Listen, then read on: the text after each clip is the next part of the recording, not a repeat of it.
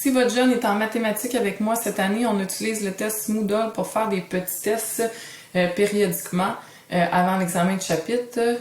Donc, je vous montre comment accéder au site Moodle pour pouvoir voir les résultats de votre jeune, puis pour pouvoir regarder ses erreurs avec lui afin d'éviter qu'il les répète à l'examen de fin de chapitre. Donc, première chose, vous allez aller dans la barre en haut, vous allez taper bit.ly/Moodle-seg1 si votre jeune est en secondaire 1 ou seg2 si votre jeune est en secondaire 2.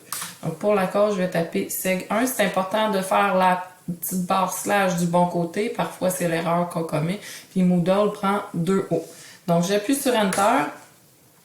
J'arrive sur le site de Moodle de la Commission scolaire de Sherbrooke. Il faut que vous ayez en main le code de votre jeune. Vous pouvez lui demander de le rentrer, ainsi que son mot de passe. Ces informations-là sont sur l'horaire qu'on lui a remis en début d'année, si jamais il ne s'en souvient pas.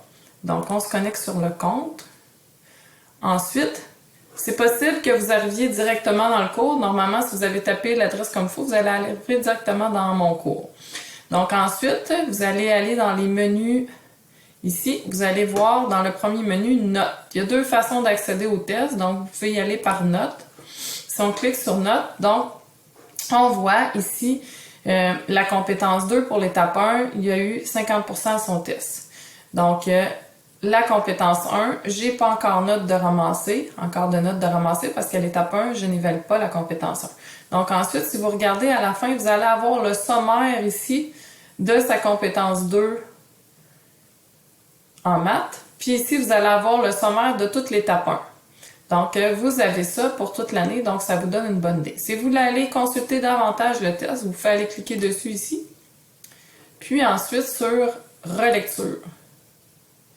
Puis là, vous allez pouvoir voir qu'il y a eu 50%. Les crochets verts, c'est les bonnes réponses. Puis en rouge, c'est les mauvaises réponses. Puis en bas, vous avez la bonne réponse. Donc, vous pourriez regarder les tests avec lui pour voir ce qu'il n'a pas compris. Donc,